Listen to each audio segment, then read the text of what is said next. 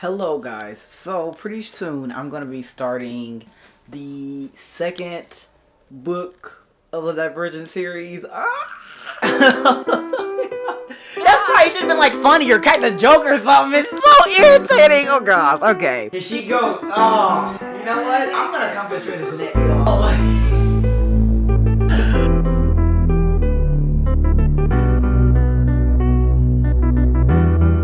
You know I had to pop out with that new. It's technically, I mean, it's already like kind of not well into the second like 2 weeks period of reading, but it's like, you know, we're on our way. I'm not gonna like bug on myself. Like, I've been super tired lately, you know, and I finished my vlog like a couple days ago, and it feels like I'm still there, and so it's like, ugh, like I want to read this, and you know, it's like, it's my favorite book in the series.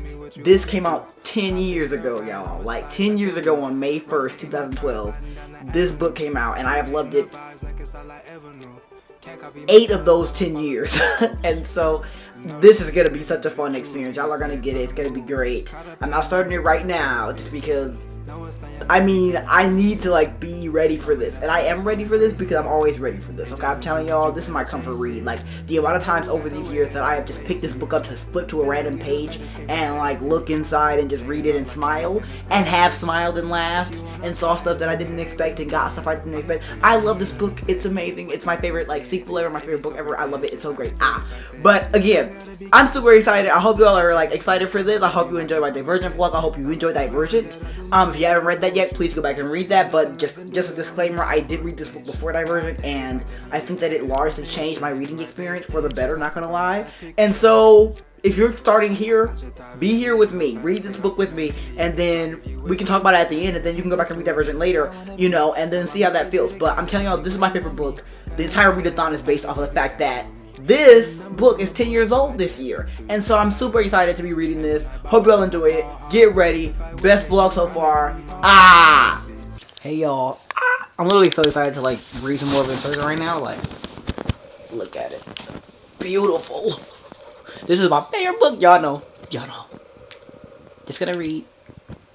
I'll be back. Why did it went away? Why is it scrolling?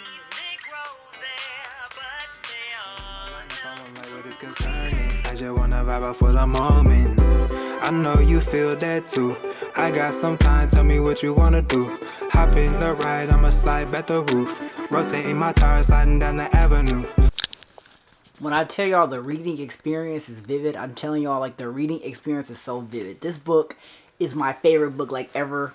It makes me so happy. They're like, I'm at literally page 12, help. But this is one of my favorite passages of the whole book. This whole book is my favorite passage, okay? Anyway, but this like shower scene where she like talks about like the showers are like, so I don't know. This book to me is like blueprint dystopian. It's the first dystopian book I ever read in my life. The first young adult book I ever read in my life. And oh my gosh, it just really took it out. Like, it just, like, I just love it. I love it. I love all the little aesthetics. Again, I'm geeking over like a shower on page 12.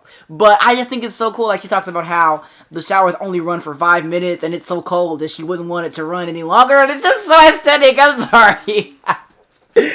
I think that in that small little passage, there is so much about the world.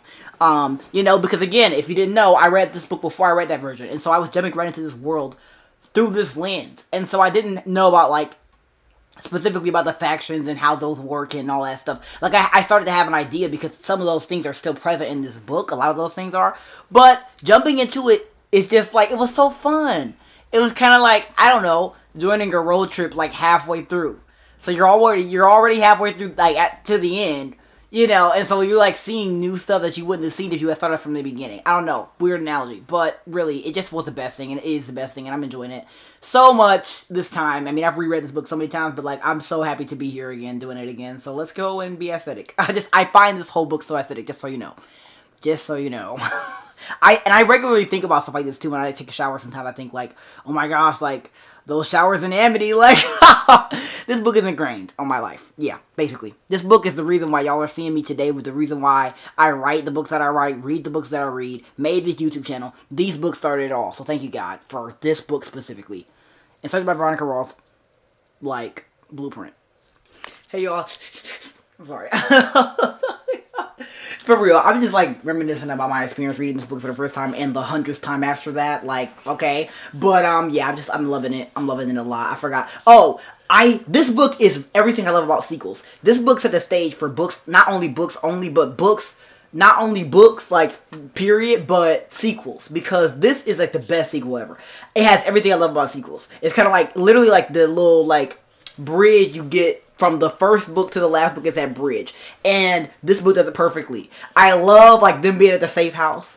I love them, like, getting, like, extra clothes. Like, they got, like, hodgepodge clothes from, like, half the other factions because they not at dollars. I just, you know, they like wearing colors they never would. I just think, like, there's so much of Ichikan in these books. Like, there's so much of these books in Ichikan, I don't know. But anyway, because I just think that the way that Veronica Ross crafted this entire series is just something that I really, really love.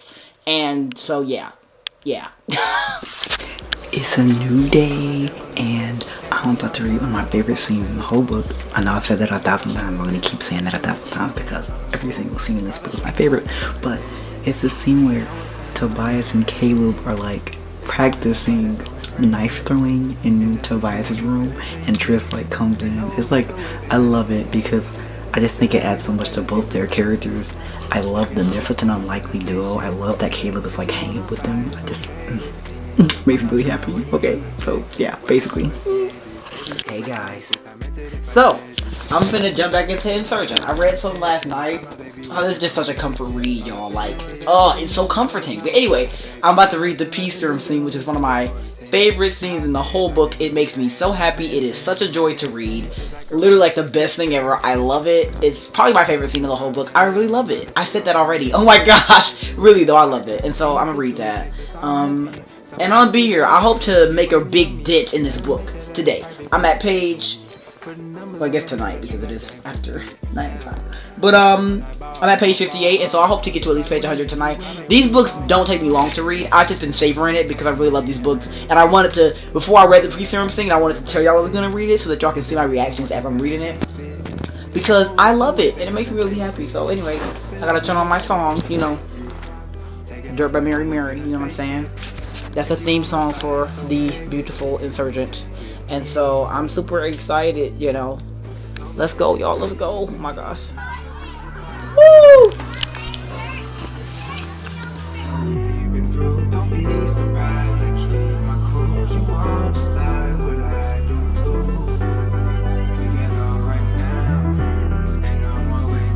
Okay, y'all. so she just got off of the peace room and she's like really upset. And Ford's like, oh my gosh, thank God. I thought they were gonna I thought they were gonna have to leave you here. It's so funny. So he's just like, yeah, it's like, I love this scene. And now she's thinking that maybe she didn't want to fight the serum because we know she's divergent, so she can fight all the serums. So, but she's like, why didn't I fight that one? Maybe she didn't want to. Like, maybe it was really nice to just be kind of carefree and stuff for an hour or like a couple hours. That makes me happy. She deserves it. Oh, it makes me so sad. Like, Peace Serum Triss, y'all. I'm gonna have to like make a Peace Serum Triss edit because I love her and I think she deserves the world. Okay, thanks. Wow. Like, Tobias is such a like kind person. I love him. He was like, oh, I ain't kind. Like, no, you're kind, sir. Please. so he basically was like, sometimes people just want to be happy with, you know, even if it's not even real. And she's like, wow, you're right. And she tells him that he's right. And he said, are you conceding? Seems like that serum did you some good after all. And then she like pushed him. Take that back. Take it back now. Okay. He puts his hands up. It's just, I'm not very nice either, you know. That's why I like you so much. Which is basically like a quote from... It's a quote because when she was on the serum, she basically told him like, oh, I know why you like me now because I'm not really nice and you're not really nice either. So he's like quoting her. He's so goofy. Like, he's like mocking her. It's one of my favorite scenes of them. I just love to see them be carefree and cute. Like, they deserve the world, y'all. Out! She said out. Out the door. Aw, he just like kissed her on the cheek and left. I really have to run. I love them so much. Like, I love them just being carefree and cute. This is one of my favorite scenes in the whole entire novel. It makes me so happy. Like, wow. That's cool. And here was another one of my favorite scenes. Oh my gosh. Because it's a stark contrast. Erudite has now arrived, and all the Dauntless traders have now arrived to Amity to search out Triss, For, and Peter, and probably some other people too. So, and probably to get the hard drive. But I love this scene. It's so suspenseful. It's so nerve-wracking. I love it. You're going to hear from me again during this scene and after it, obviously, but definitely during, because there are so many quotes I love about this scene. I love it. I love the way it ushers in. I love the action. I love the heart, like, wrenching. It's so good. It's so good. So let me read. I'm, like, sitting over here being so sad because Triss is, like, grieving the hard drive that she just had to destroy because it's the last record of her parents. Ugh. This book is heartbreaking sometimes. And then, like, they're changing clothes to disguise themselves as Amity. And I love how, like, she's describing the outfit that Tobias is putting on. Like, a red collared shirt. This my boy wearing a polo, okay? And a pair of jeans that have, like, some phrase in the knee. Like, I just imagine them, like, running away from, like, Amity. And he's wearing, like, a polo shirt. I love it. I don't think I've ever imagined him in a polo shirt my entire life. But that makes me so happy. Like, I love this. I love the little details that you miss, like, when you read it the first time. He's not proud of it, y'all. He's not proud. They're goofy. I just love them. I really have such a big place in my heart for them. Like, they have such an easy, like, comfortable way of talking to each other. Like, even with the stuff that's kind of, like, created a, like, gap between them. I love the way that they, like, banter now that they're, like, together, like, officially. It makes me really happy. Okay, this is one of my favorite scenes in the whole book. Okay, here we go again, y'all. I'm gonna do a counter. Every time I say this is one of my favorite scenes in the whole book, I'm counting, y'all. I'm counting now because I've said it like 5,000 times. Okay, okay, I'm about to say it again. Please. Okay. Like I said, Erudite has come to Amity. They're busting stuff up. They're doing a search. It's crazy out here. They're looking for, obviously, Peter, Caleb. Pretty sure looking for Marcus too. Tobias and Triss. Okay. So, they're all in the dining hall. And I love Susan. Everyone's like trying to help everybody loosen up and not look like they're dauntless or abnegation, because then everybody's gonna know. So, I love that for them. And so, right now, Triss is like, yay, I'm happy. You know, no one's looking at me. I'm like a small and plain queen. And then she's like, yeah, but Tobias, he's not small and plain. So, everyone's looking at him. And this is my favorite scenes. And I said it again. Because he always so high strung, y'all. Like, he's not always so high strung, but it's kind of hard to not be high strung when people with guns are walking through your place and you're trying to hide out. It's weird. So look, he wears his pride in his posture. He's such a, I don't know, he gives standoffish vibe, but really he is just a confident and pride and somebody who has pride about him. You know, like self-love is his game, you know. Anyway, yeah, he's not like some carefree Amity king. So they notice that. Yeah, that's only Dauntless. Like, dude, we know who you are. Oh, gosh. Yeah, she, like, the Dauntless woman's like, yeah, we know you, dude. We know who you are. Oh, gosh. That's just so irritating, too. Like, you couldn't have slouched, King. I'm just joking. Like, it's really hard to change your, like, entire body language at a moment's notice. Yeah, that sucks. That just sucks. Your hair's pretty short for an Amity, she says.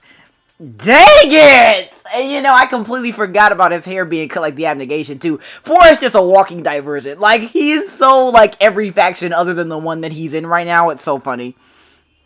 He said it's hot.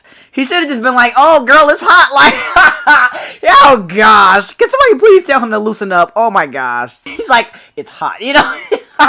What if she got it was hot? What? Like, she was hot. What? If she got that? You're right, but again, it's like, dude, like, why would he say it's hot? Because they're in a faction where people are really carefree and cute. Almost like little kids. So he should have been like, oh, it's hot. You know what I'm saying? He should have been like, you know, normal and casual. He should have said, the fan, it's a pretty That's hot. why he should have been like funny or catch a joke or something. It's so irritating. Oh gosh. Okay. That's why he said it with a snap, like it's hot. Yeah, you're done. You're done. Oh gosh. Now her pulling it back like, I see that boy. And then what does it say? He moves, yeah, and Tobias moves. It's like he just moved. Oh, y'all. Oh my gosh. Oh, when I say this is one of my favorite books ever, like, probably my favorite book ever, I'm serious. Oh my gosh. Y'all don't even know, like, what just happened. Okay, I told you, the fact that I'm stopping is almost like blasphemy. Like, I never stop. I almost never stop during, like, a really action-packed scene because it's just, like, something very therapeutic and very, like, nice about reading the whole thing through because it's so heart-wrenching. But I have to stop. So, basically, Triss was really like feeling the type of way because she's really traumatized about like guns and stuff, and God bless her heart. And so a lot of stuff is happening. Caleb actually ends up having to like step in for her because she doesn't step in for herself at first, and then Tobias steps in, and then you know this erudite woman keeps on trying them, and she keeps like grabbing a gun trying to shoot folk, and so Triss notices that she's about to shoot somebody else, and she pushes him out of the way. Like, Triss pushes this guy that she's about to shoot out of the way. And, turns out the guy is Peter. And I really just had to pick up this, like, camera and tell y'all, Peter. But he is a pretty mean person. He's been very mean to her in the past. And he doesn't even, like, thank her or anything. But the scene is so important. Peter's just, like, staring at her like, what? You know? And she's like, wow, you know. I love Veronica Roth because she's one of the only authors I've ever seen do this. You know? Make all of her characters savable. You know what I'm saying? And savable not only from her, but from the characters. You know what I'm saying? Like, she could have just been like, oh, that's Peter? Okay. She could have checked and made sure it was him. You know, so she didn't have to step in. But she didn't think at all. She just acted. She made sure he didn't die. That is, girl. Oh, help us, Jesus, to be more like this. Like, that, I love that. I love that. Like, it didn't matter who this man was. She was just gonna save his life. I love that. Like, and I love the fact that it was Peter. It just means so much. I love this book. It just keeps getting better and better. Wow. To me. Every single second of this book is emotional.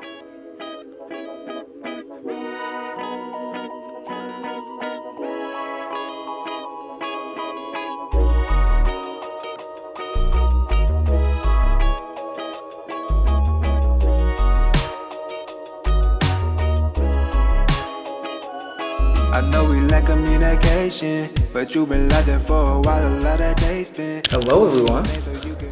Good morning. Oh my god, can you close that? It is a new day, and I'm largely considering just spending this day really appreciating and reading Insurgent because, yeah, I feel like I'm going kind of slow, and I literally have like a week left to read it, and like, dang, my heart. And so I really want to enjoy that. You know, it's quiet today, had some trouble getting out of bed, and so I just want to chill out, you know what I'm saying, instead of thinking about all the plans and all the stuff I want to do. I just want to read this book, you know what I'm saying. There's a lot of stuff going on my part of the woods during this time, during these months that I plan to read these books, but you know, I don't want to throw out the main, like, the thing that was supposed to be like this really fun, cozy, non-thinking experience. You know, I really don't want to throw that out. I want to enjoy it fully because that's what we're doing this for. You know what I'm saying? We're doing this to learn from, but we're also doing it because it's my favorite series ever, and I want to enjoy them. And it's my favorite book, and I kid y'all not, you will not catch me not appreciating this. You know what I'm saying? This is my first time rereading it. Well, not my first time reading it ever. That's a lie. But it's my first time in a minute reading it all the way through. And so it's like, bruh, I have to appreciate this. So I got y'all. We're going to do this. I want some food. I want some toast because in Insurgent, they had like some toast and Amity. Rest in peace, Amity. Like, not rest in peace because the faction's dead, but rest in peace because I love that part of the book and it's over now. So, I'm at the part right now. I had to stop last night. I keep on having to stop. Like, I'm going to like probably count how many times it takes me, like how many times I have to stop reading a scene because I literally love the one that's coming next and I want to tell y'all about it. But I stopped at the scene where they're about to leave Factionless. Like, they're foreign Triss are about to go from Factionless to Candor because that's where the non-dauntless traders are. And so, yeah. And I had to stop because it's my favorite scene ever. And I'll check back in when that happens. But I just gotta tell y'all right quick. That's one of my favorite scenes. And for a lot of reasons. But when I get my toast, we'll sit down and we'll talk about that. You know? But I'm excited for a very, very quiet, very Insurgent day. You know? I'm ready for this. I know we lack communication, but you've been locked in for a while, a lot of days spent doing your thing so you can make it to those places. Get to the level we all know that you can take it. It's tears, guys. And you might wonder if it's worth it. It's not a question, cause you're special, you deserve it. And at the end of the day, you still got this time to live. This is only the beginning, let's enjoy it to the end. Though sometimes inside you feel empty, we can make it right if you with me. So tonight we'll light up this city, hoping to find the time that we're missing. I hope we find this time that we're missing. Yeah. So let's set the vibration and make the rhythm feel like mental vacation. Yeah, destination to come with a little patience. We slow it down but never stop acceleration. No hesitation. Hey, y'all. Time to play. Okay, so I'm done eating now. The toast is really good. It was a little hard because I got like some bread I don't usually eat toast with, but it's fine because I did enjoy the toast. But anyway, back to the book. I'm gonna read some and then I'm gonna tell y'all, like after it happens, I'm gonna tell y'all why a little bit, okay? So you gotta turn on the theme song, you know. And if you were wondering, the reason why this is the theme song is because, and when I get to the scene, I'm gonna tell y'all like what's up. But when I was reading this book for the first time, this song, Dirt by Mary Mary, was literally on repeat in my living room because we have a CD where this song is on. And ever since then, it's reminded me of that scene and this book as a whole. And so every time I read this, I turn this song on. And so now listening to this song is just like reading this book. So anyway, let's go. Something that did make me sad was the fact that Caleb and her parted ways so easily. And it's like, I need more content from them. Like, I want to like go back and read that version because those beginning scenes where they're like at abnegation and they're both thinking about transferring, I really, really love those scenes. And it's like, yo, they're over in like 2 seconds. They have like a cute, like they have cute moments and then it's over and I'm so sick of it. Like, I love Tris and Caleb. Anyway, also, fun fact, they just have arrived at Candor, so she's looking at the Merciless Mart or the Merchandise Mart, which is an actual building in Chicago if you didn't know. And when I went on my, not field trip, it was kind of like a field trip, honestly, not gonna lie, I'm gonna call it a field trip, to Chicago last year, which you can watch the film. I'll try and put it in the card, and you can watch it in the description, and in my Divergent playlist that I have on my channel, with all my videos that I've ever made about Divergent. But anyway, when I went to Chicago last year, I was able to see the Merchandise Mart, or the Merciless Mart. And I was like, yo, oh my gosh, it's Candor. It was really looming. It was like super scary, I'm not gonna lie. I was like, yo. And I love that. I love that it was so scary because that's how it's supposed to look. Time to waste. I know you always worry about the minor things, but I got what you need to give your mind a break. Though sometimes inside you feel empty, we can make it right if you with me. So tonight we'll light up this city, hoping to find the time that we're missing. Here we go.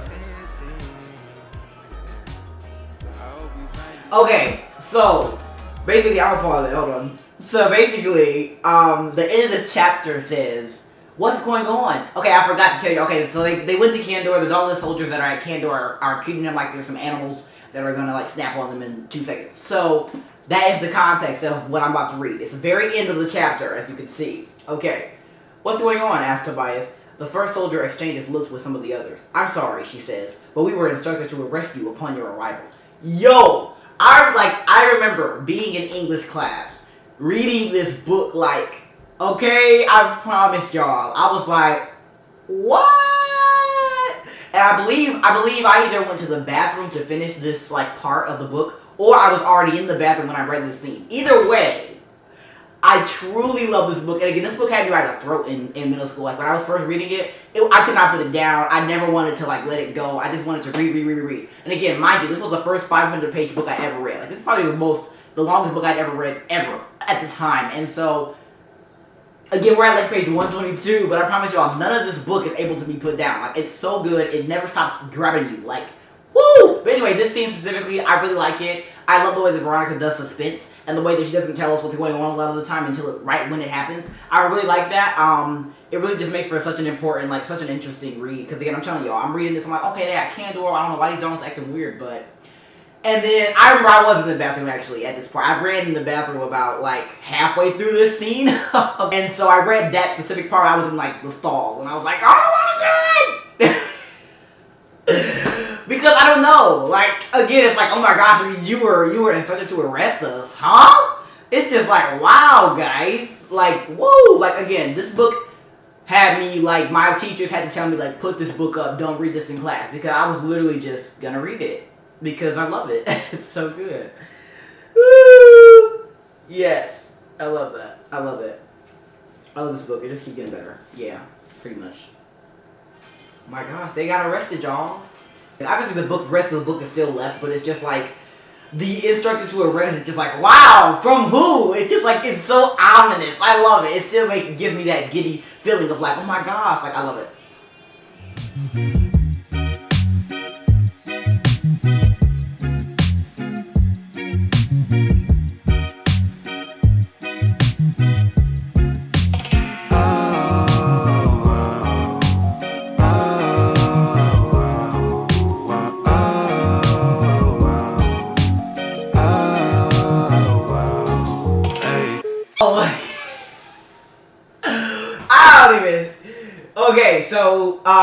Okay, so anyway, any people who have read my book or who are interested in reading my book, this isn't a spoiler, but this is a little tidbit just so you know.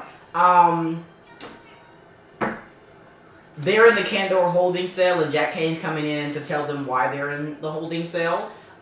In the second book of my trilogy, my dystopian trilogy, dystopian fantasy trilogy, the characters... Some of the main characters are also convicted of crimes. Not even like convicted, I'm sorry. Accused of crimes. And, yeah. And it's not as confusing or ominous as it is in this book. It's a lot more obvious. But we all know how much I appreciate this book, and so it makes sense that there are some similarities. But anyway, what I wanted to say is just that I was trying to revise a scene that's similar to this one in that book. And I was trying to think of, like, the way that Jack Kane is talking to them about what they're accused of. I was trying to think in my head of where I had heard that or seen it before. And I thought it was, like, Carnival of Narnia, but actually it's literally the book. Because I'm looking at it right now and it's the same thing. But anyway, yeah. It's just, like, I literally was trying to think of it in my head yesterday and I could not think of it. And I just, like, I just read the scene, so it's funny. But anyway, yeah, read it, you can. Shameless self-promo, y'all. Hold up, I'ma call right back. Money hit my line, I got my mind on stacks. Been there for a minute, you know I can't cap. Simmer down, we know that you not like that. You came out this way, so you might as well stay for the vibes, peace and quiet. I'm not even gonna say nothing. Your eyelids, picture perfect, super vibrant. We can press rewind, we can take it from the top. I be on my oh my gosh, it's Christina. Oh my gosh. I miss her, y'all. I really miss her. Tell me where your mind at, I'm tryna get the drop. Let me know some, let me know right now. See me so. Can we please? I need to like hug these characters. Like they need big gigantic like bear hugs. Oh my gosh. Now Tobias knows she's lying.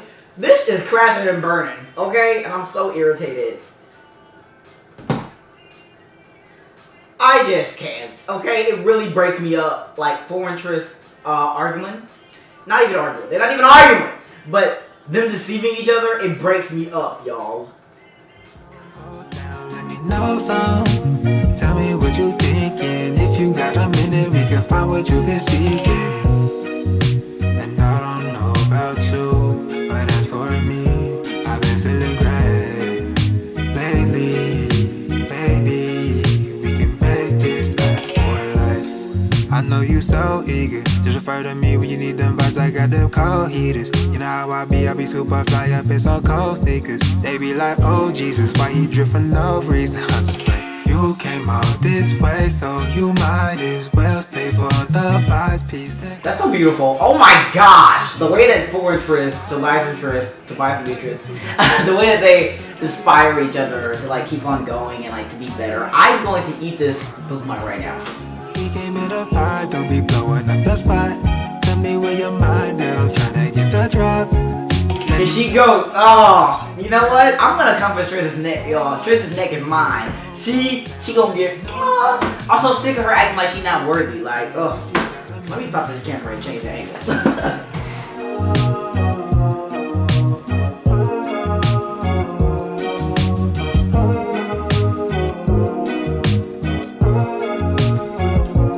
Oh man, I don't know where Veronica got off at with the truth serum scenes, but bravo, and also why.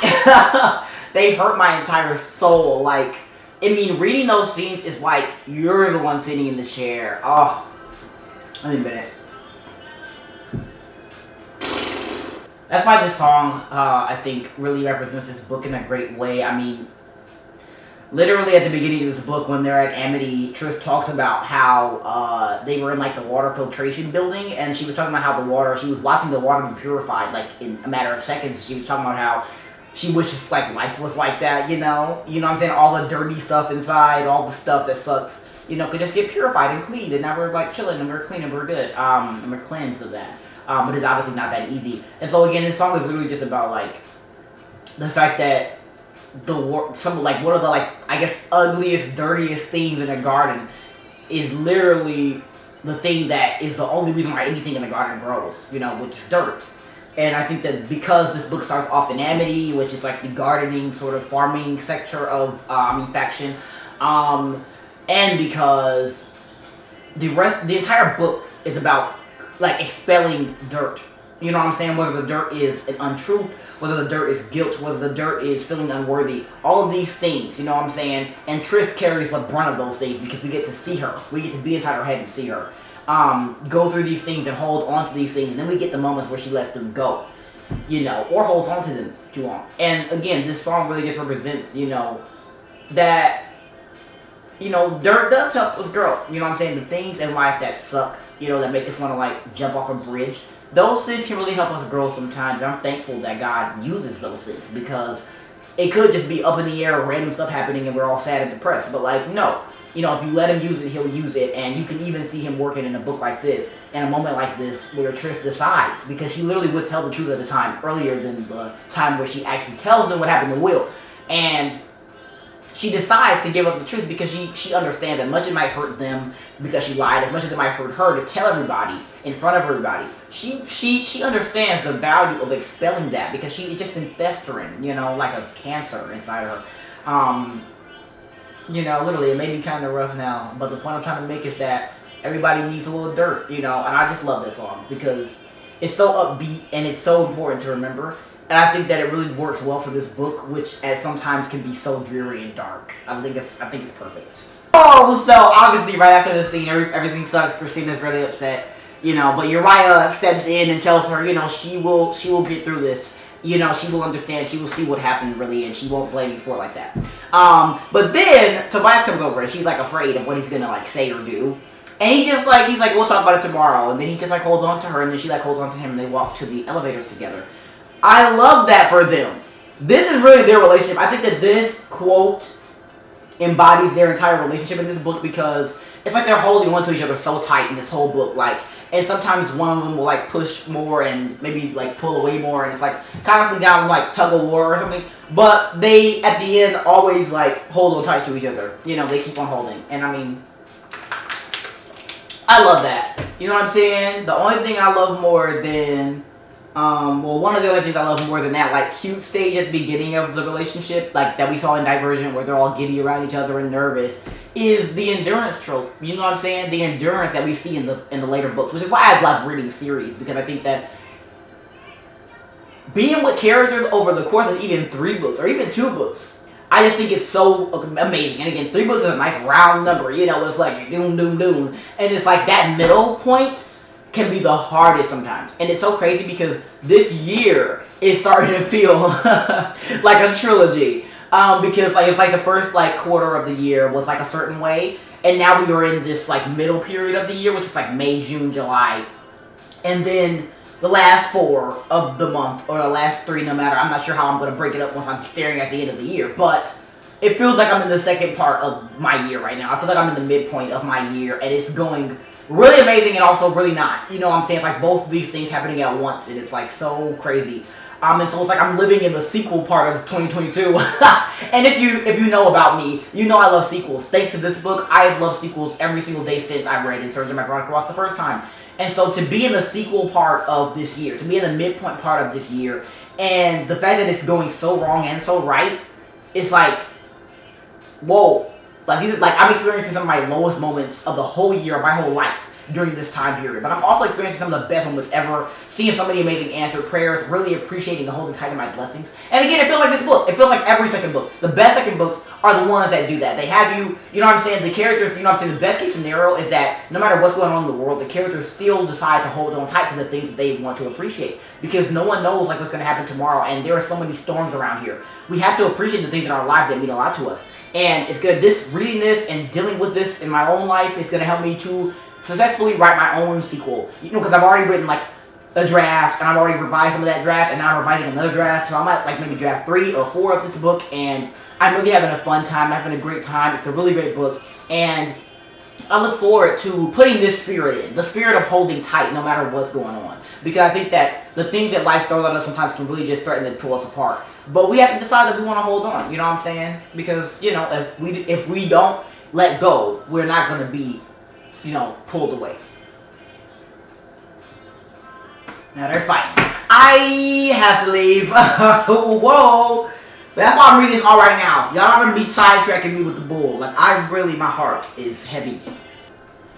Oh my... Ah! This breaks my entire heart. Oh my gosh, y'all.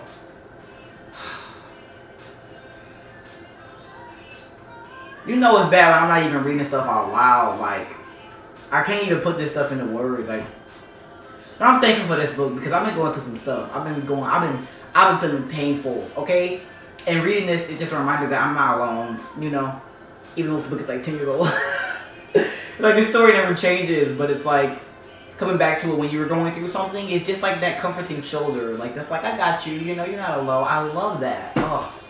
Thank you, Veronica. You know, as irritating, as hard as it is to read this, as hard as it is to get up out of bed during this time period, I'm gonna keep doing it, you know, because we gotta keep moving out here.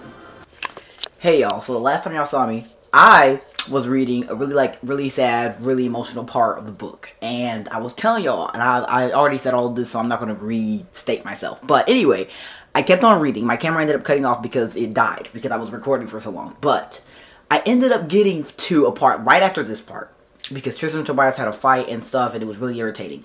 And then right after this, Tris like lost her train of thought somewhere, and then Lynn grabbed her back and was like, "Come on, you know, come sit with the rest of the dauntless, you know, people who are here who aren't traitors. You know, let's band back together with our faction."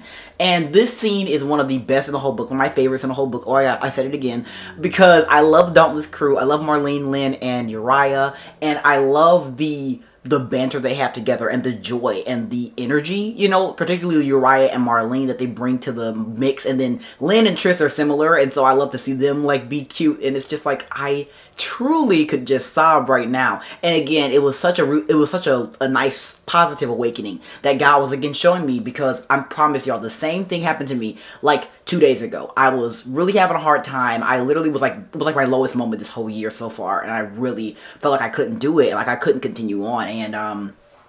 And then right at that moment, he like threw me a lifeboat, you know, in the form of somebody that I really love, you know what I'm saying, coming home. And I was like, oh my gosh, like, wow. And then it still was super increasingly horrible, because it's like we're all going through this together, and so I'm not alone. But it's kind of like it's all like, you know, the negativity is like waving all of us. It's rushing all of us in waves, and so it's like no one's really exempt. And so I was still really sad, and I was kind of still mum-faced and stuff. And then he threw me the biggest lifeboat he could have thrown me at this time, which was an answered prayer that I prayed in like June, and that I thought I was not going to get answered because it passed the date that they said they were going to send out emails about it. And so it felt just like reading, you know, having Lynn be like, "Come on, let's go," and then suddenly Marlene's there, and then Uriah's there, and they're all joking about like flashing people underwear while they're fighting, and you know, it's like, that is exactly how reading that felt. And again, Veronica Ross is a very amazing author, because she's a master of pacing. Like, she never shies away from the hard things. She never acts like her characters are brick walls. She always lets them be human. But she never lets them be sad for too long. You know what I'm saying? She always, brings hope back into the mix. And I love that. You know what I'm saying? It makes me really happy. And again, it's that reminder that it doesn't matter. You just have to hold on long enough for the hope to come back up. Because there will be joy. There will be hope. You just have to wait and see it. Like, you have to hold on. You know what I'm saying? Until you feel that joy again. And again, the second this scene started, Tris laughed. And I was just like, hallelujah. You know what I'm saying? Like, it doesn't matter how bad it was or might still get. You have to find your joy, but you can find it. And so that's my 2 cents. And I'm just going to keep reading this. Super excited to be at this scene right now because I love Uriah. I love Marlene. Like I just said, I love Lynn. They're like the Dauntless Crew 2.0, Dauntless Borns. And I just am excited to keep reading all their scenes because they make me really happy.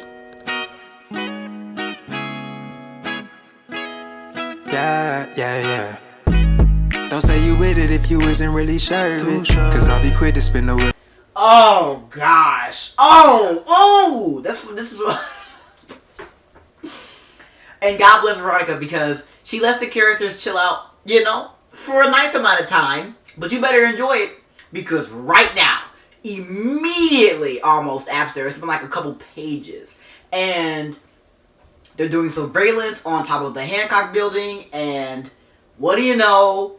Everybody has seen them. Guns are going off. Oh my gosh. It is crazy. Y'all, no, I have to stop for a second because the way that Veronica Roth writes action is breathtaking. This woman is just so talented. Like, okay. The Dauntless people, Tris and all her friends, and even Lauren and Shauna, they're all like talking on this roof. And they're just literally having a normal conversation. Like, it's just a conversation of like 5 people, okay? And they're talking about like having gone through Lauren's fear landscape during initiation, okay. And then Tris is like feeling all fuzzy because they're talking about fear landscapes and she remembers that 4 let her go through his, and so it's like aesthetic and cool. Right after this, literally the next paragraph, it's not even a paragraph, it's just a sentence really. And it says that Tris sees like a flicker of blue over at Lauren's shoulder. And then when she peers around her to get a better look, guns go off. And I mean, reading this is like being there. Because again, you're kind of like, and again, like I was just saying, this is a joyous part of the book. This is a joyous scene. I love the energy and the positivity that's radiating off of everybody. Even with all the sadness that's going on, there is still an air of hope here. And so I'm enjoying this scene. I'm just chilling. And obviously I remember, again, this book very well, but I did not remember it happening like this. And again, it caught me completely by surprise. And it's like, the way she wrote it is exactly how I probably would feel to actually have it happen. Because I guarantee it will be that fast. You know what I'm saying? You see something and it's over. Like, the second you see them, they already have decided it's over. Like, you're done. And I mean, that's crazy. You know what I'm saying? Oh gosh, she is so talented. That's why I love this book. It's so action-packed. Even more so than the first book. Like, it just ups the ante. It's like nothing is safe. Everything is so unexpected. It is truly amazing. I love it. Run like a pirouette, run like tsunami, you can't stop it, way too vicious. Quality fabrics on my body when I remember reading this for the first time. I was definitely at school, by the way. Again. Okay. But the guns go off, I fall. I mean, the gun goes off, I fall. The action is literally everything. It's everything. The clipped way of speech that Tris narrates in is truly the best thing ever.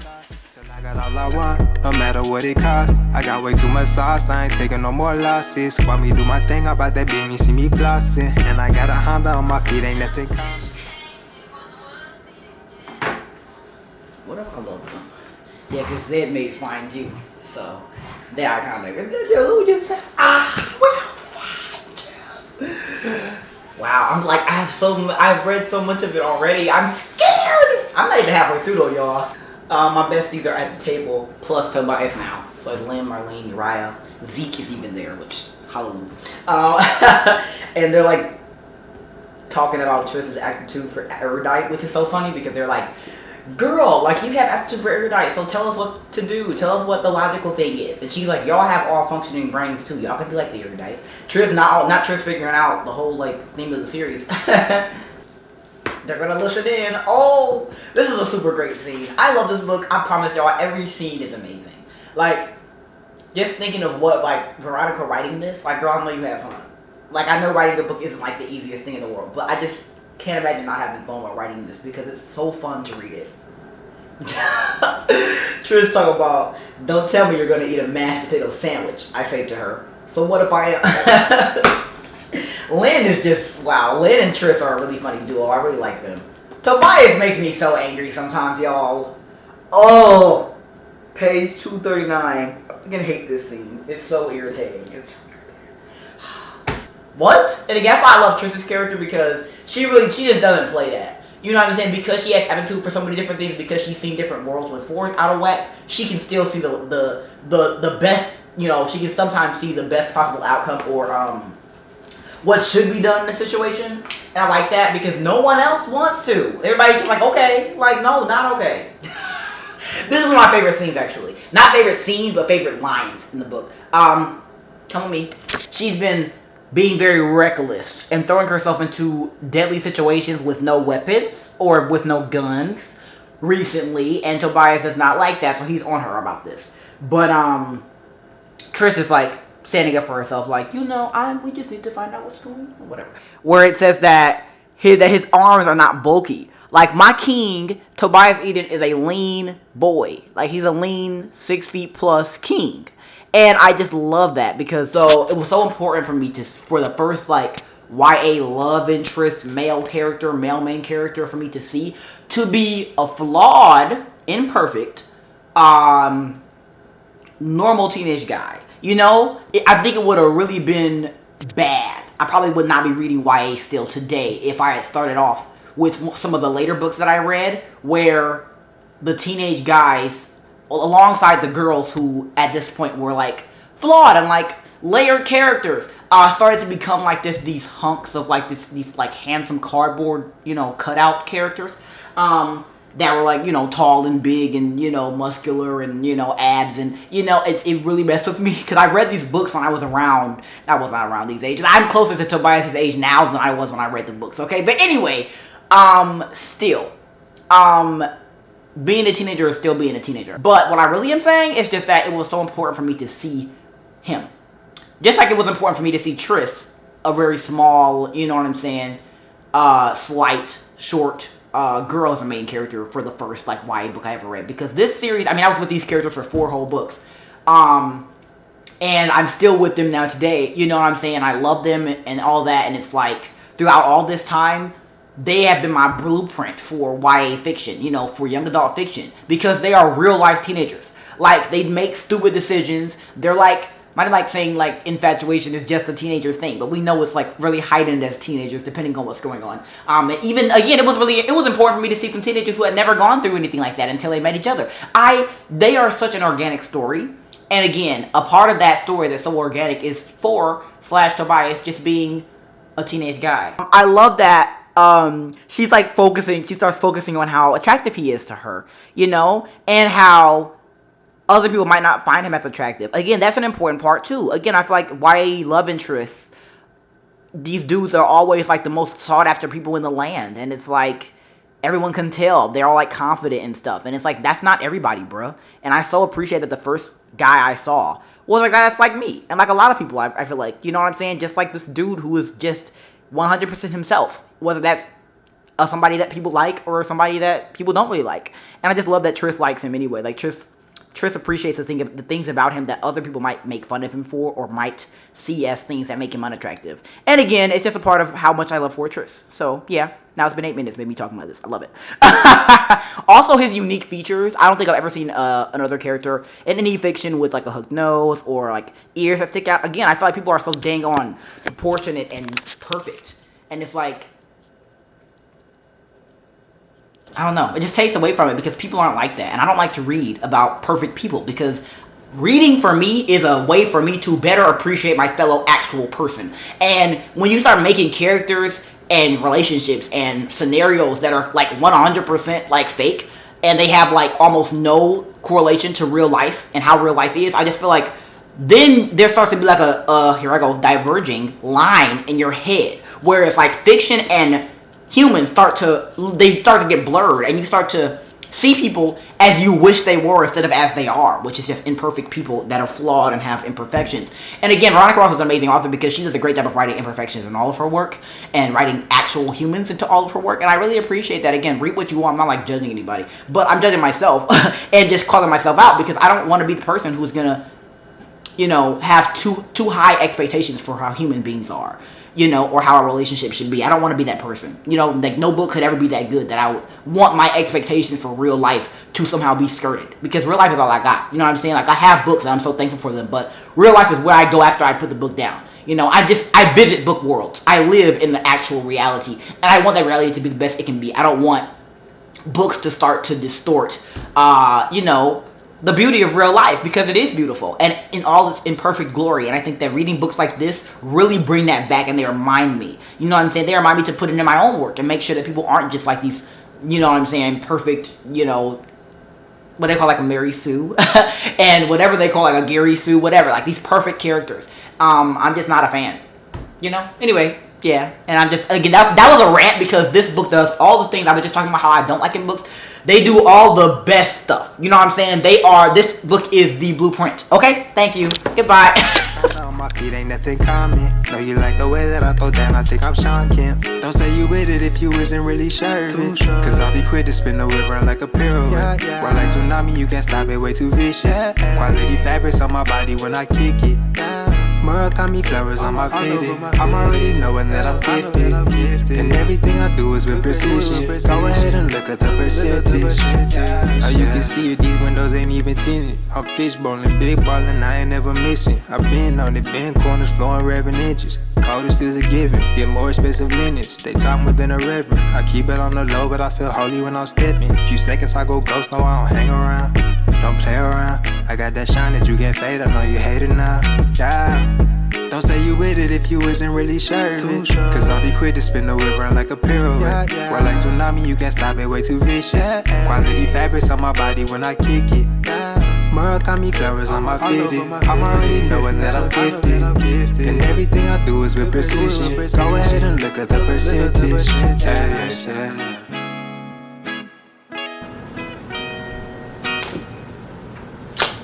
Okay. I'm at page 300. This is what I would call the midpoint of the book, because it's a very pivotal scene. Main character makes the decision to do something that changes the trajectory of the entire rest of the book. The entire last half and first half are completely different. Midpoint. This midpoint is so, like, I knew this was the midpoint before even doing this reread, because I remember the story very vividly, and so I could tell that by like the structure of the story, the pacing, this has to be the midpoint that changes the trajectory of Act 2. And I'm angry. Like, I'm not angry, I'm just kind of sad and kind of emotional. Like, yeah, nice. Yeah. It just sucks, you know?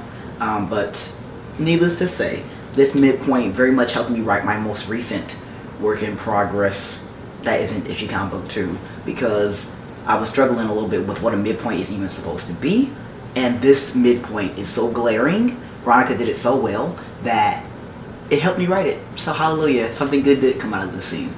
Beautiful scene with Christina and Tris. Oh my gosh, I needed that. Veronica be knowing. She be knowing my soul is feeling all empty, and she be like, here, take this, and I love it.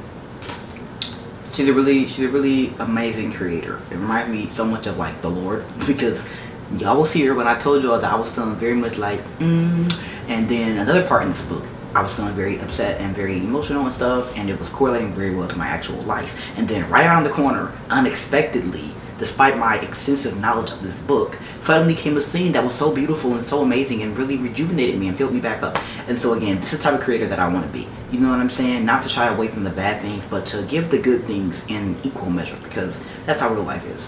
This book does a great job of just reminding us that when people die, bruh, that affects everybody. The deaths ain't just like, fly by night, I'm killing characters. Like, no. I know this hurt to write, okay? Because it hurts to read. And I just think it's because it's so much more real now. Like, this book was there for me when I needed, like, a very much no-nonsense, no strings attached escape from real life. In the way that I was enjoying the relationship between Tris and Four, I was enjoying the action, I was enjoying the world. I mean, this was my first glimpse of something greater in a book, and I mean, I've loved it forever, like ever since then. But it's just like, as a 12-year-old, it's like so many of the things just don't feel as real as they do right now. But it's okay, because again, I love this book forever because it evolves with me. Like, it was there for me as just like I said, no nonsense, very much surface, not even surface. There was still substance there, but again, it was just so much fun. You know what I'm saying? Because I was experiencing it all for the first time. I was like, oh my gosh, they were roommates. Like, really, it was just like, everything was just like, whoa. And I've read it so many times since then. It's like nothing surprises me almost. Some things do, but it's like the only thing that really surprises me is how things happen, not the fact that they do, because I remember basically everything. But now it's just like all the emotions and stuff, and again, the time that I'm reading it, it's all God, y'all. It's all God, because the time I'm reading it is literally coinciding with my existence. It's so much, but it's so important. It's exactly what I need right now, so I'm thankful for it, as always. You know, it does keep getting better, even though it's hard, just like life. Oh my gosh, wow. Is you gon' risk it all, or you gon' play it safe, or you gon' do whatever, if whatever's what it takes. Hey, would it seem like ain't always what it be like? Peeping from a mile away whenever it don't seem right. That's why I do me like, I know you can see why I'ma call the plays, I ain't waiting for a green light. Running back tomorrow like it ain't nothing. Feel like I could walk on water in these wave runners. So don't play with me, no don't play with me, no just stay with me, so just stay with me. Are we on the same page? I know they lurking watching my gameplay.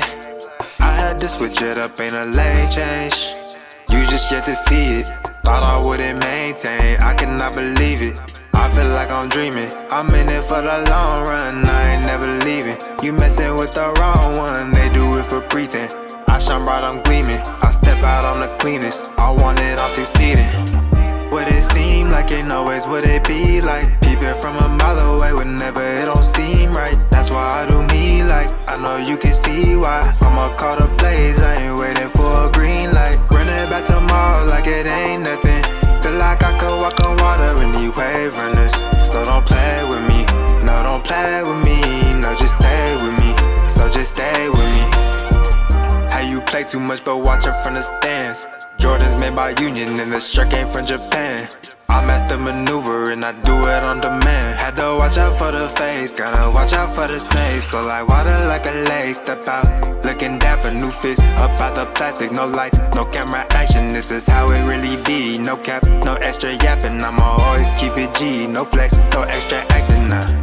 Would it seem like ain't always what it be like? Peeping from a mile away whenever it don't seem right. That's why I do me like, I know you can see why I'ma call the plays, I ain't waiting for a green light. Running back tomorrow like it ain't nothing. Feel like I could walk on water in these wave runners. So don't play with me, no don't play with me, no just stay with me, so just stay with me. What it seem like ain't always what it be like. Peeping from a mile away whenever it don't seem right. That's why I do me like, I know you can see why I'ma call the Yo, plays, look what I just found in my favorite book of all time. Look at this.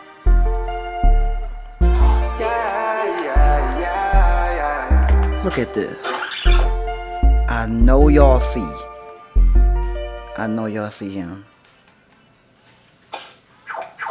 This is the best possible thing I could have seen at this exact point in time in history, in my life. It's just like, y'all, when I tell you I've been reading this book 8 entire years, almost 9, and I just happened to be reading this at the time that I need this quote the most. I promise, I don't even remember seeing this quote for the first time, which means that it was just for me right now. I mean, this is the God I serve. He talks to me, y'all. He talks to me through my favorite book in the world, through Veronica Ross, my favorite author, at a time where I need him the most. That man, I love him. I love him and his son.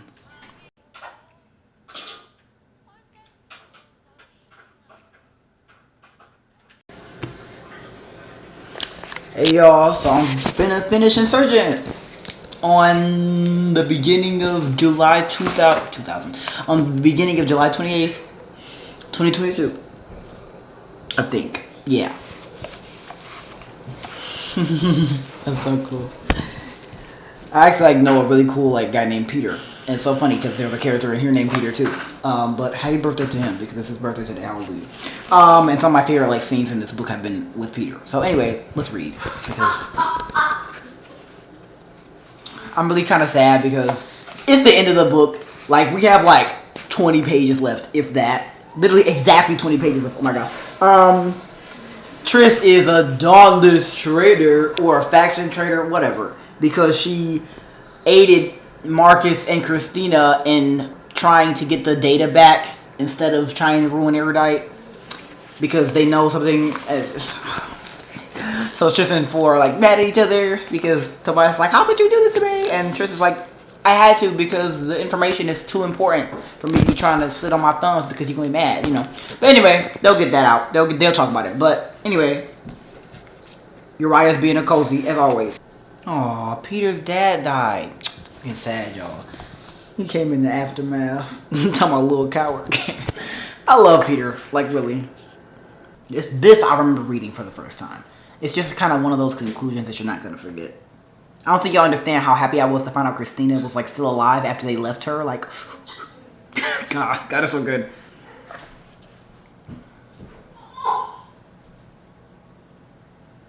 Oh man, Christina and Triss, they get in the edit, man.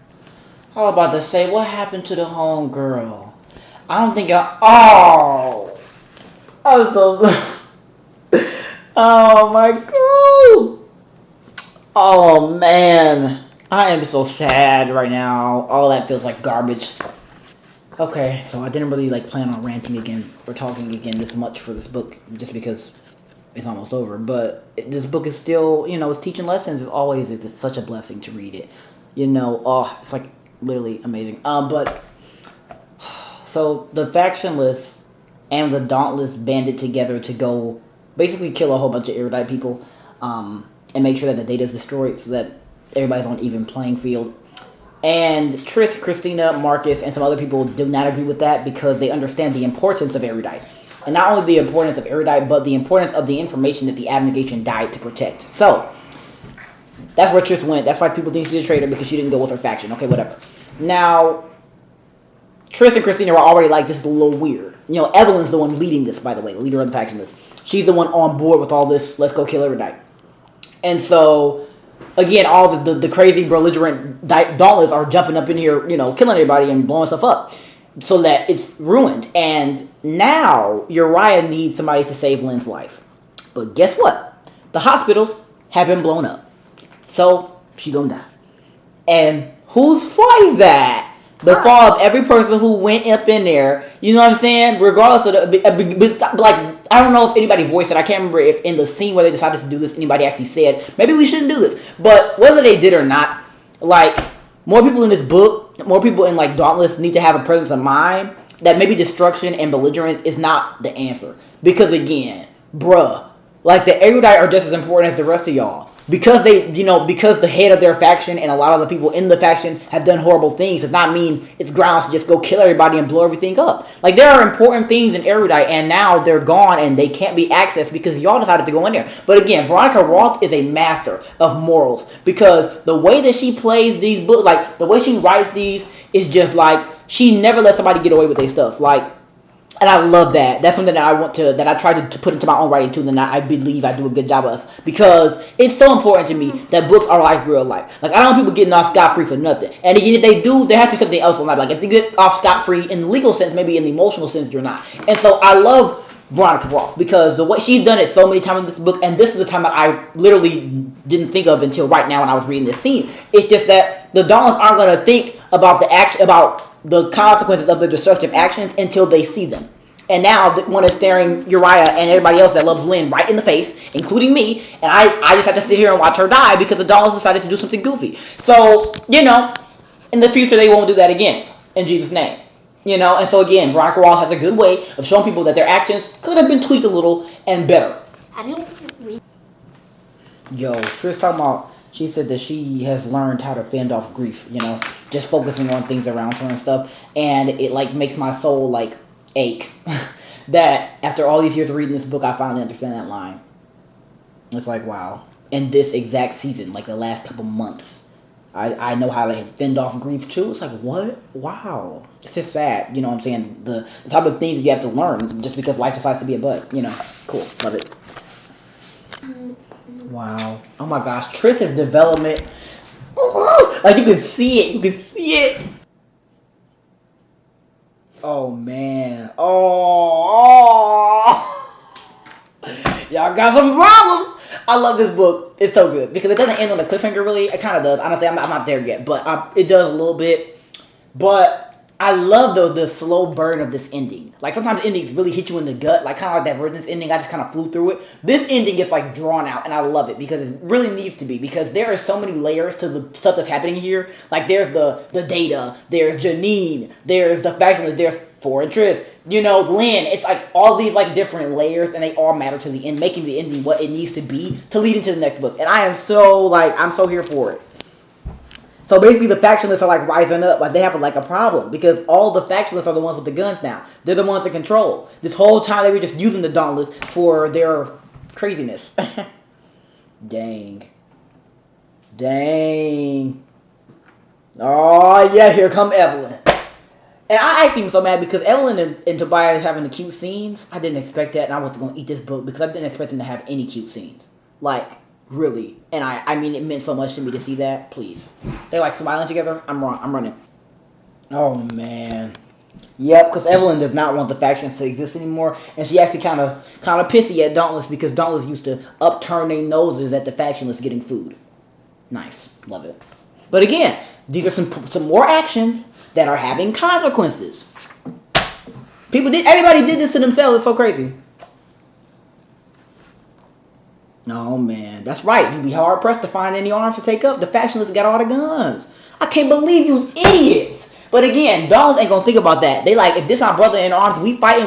I'm not thinking about who gonna be in power afterwards. That's not what Dauntless does, and so I hate that she outsmarted them that way. But again, the faction system is up anyway. I'm really glad that she's dismantling it, even though I don't like how she's doing it. I like that she's doing it because they need to get out that mindset. Like, they have to be more thoughtful. You know what I'm saying? Like, stop. It's Dauntless, not thoughtless. Like, y'all need to think. This is really bad. Yeah, they have us surrounded. What in the doggone? I can't believe this.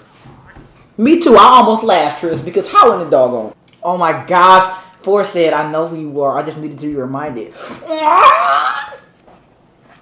So he believed her. He went and seeked out the data while his mom was acting a fool. I can always count on my king. I can always count on him, y'all. I love him. And again, he said he just needed to be reminded. And sometimes that's really what it takes. And I love him. That he could admit that. Fortress, y'all. Fortress.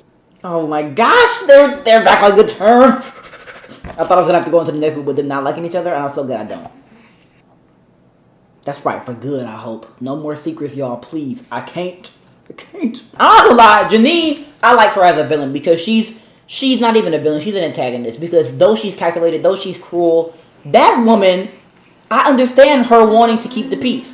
Her wanting to keep everybody away from this violence and stuff that was happening before, they created Chicago for them. It's just like, oh. That's right, there's a part of me that understands. That's right, and that's the best thing about an antagonist. When you can see them, you can call them out for being wrong, and then you can acknowledge that you also agree with what they're talking about, though. Like, you can understand where they're coming from. You know what I'm saying? Oh my gosh. Okay, Hold on. Okay, so we cracked the code. All right, they cracked the code. Okay. So, Queen Amanda Ritter is talking about, like, the factions were basically formed so that people could find and get back in touch with their humanity, And she's talking about how, after all these years of factions, divergent people are going to start emerging. Like, people who are basically like all of these things, or a lot of these things. And that's when the Amity should open the gate and let everybody run out, because the divergent are the cure to making humanity what it's supposed to be again. And that's crazy. I didn't even think about that. And I've read the series before. I kind of understood the whole, like, everybody's divergent thing. But I didn't understand that the entire experiment was literally just to get divergent people to come out of it so that humanity can go back to being normal. Like, the divergent people, like she said, are the cure for the entire humanity because of the way that they can now grasp all these morals, I can understand how this is an experiment too. It's so crazy. It's so ridiculous, honestly, when you think about it. But it's like, it's so good. And Veronica Ross makes you want to just live in it. How it was and how it is. It's just, I love it. It's just the most appealing dystopian world. Like, wow. I can't believe this book is about to end.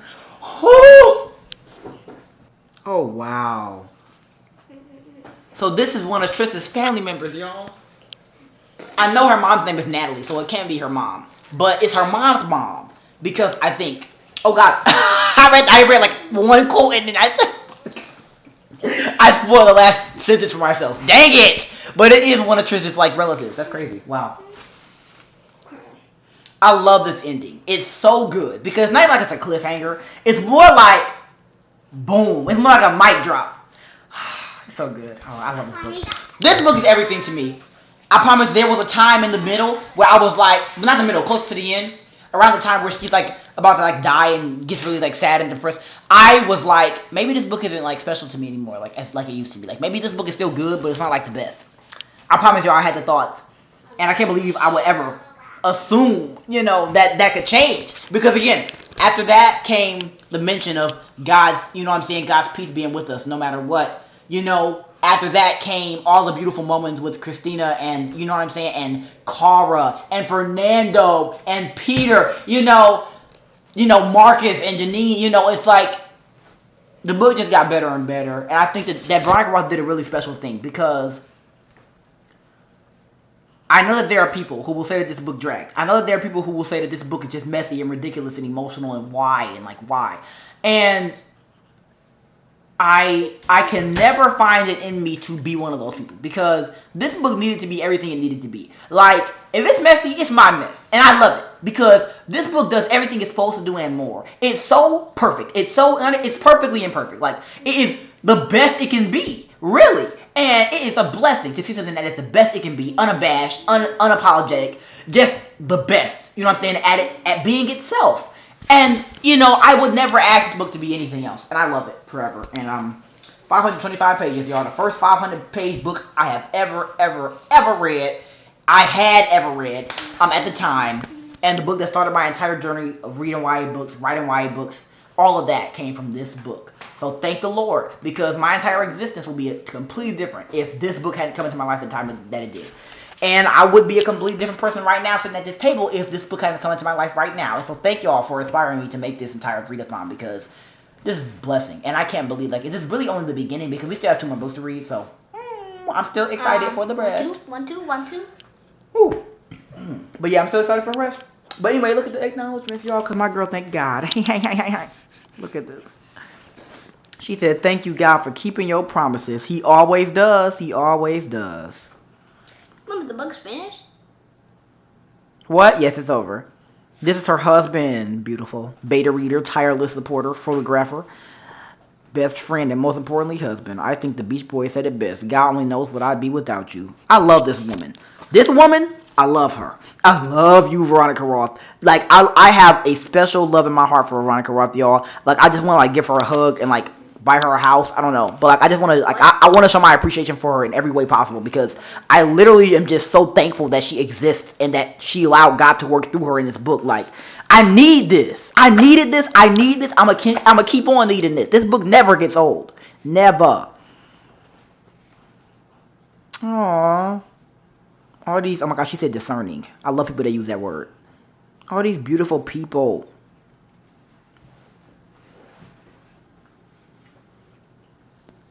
All these beautiful people around here. Look at all these people that made this beautiful book possible.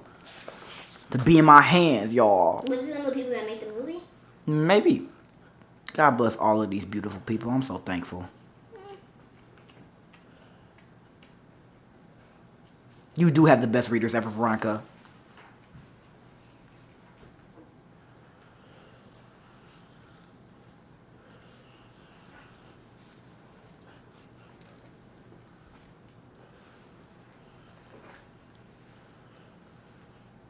Oh, she did. Oh, she did thank the people who made the movie. But she didn't. My fantastic film team and Summit Entertainment, Red Wagon, and even Daughtry for wanting to live in this world I made. Girl, please. They not the only ones.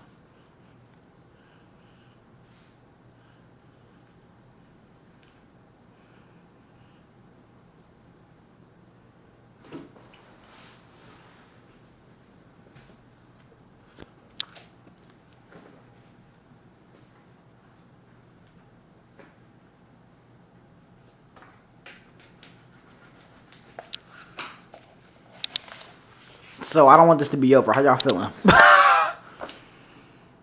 Y'all cute. Yes. This is one of my favorites. Oh my gosh, why am I here? Also, this came from one of my favorite libraries to be at. Like, I love this library. It's legendary for so many books that I read at this time of living around this area.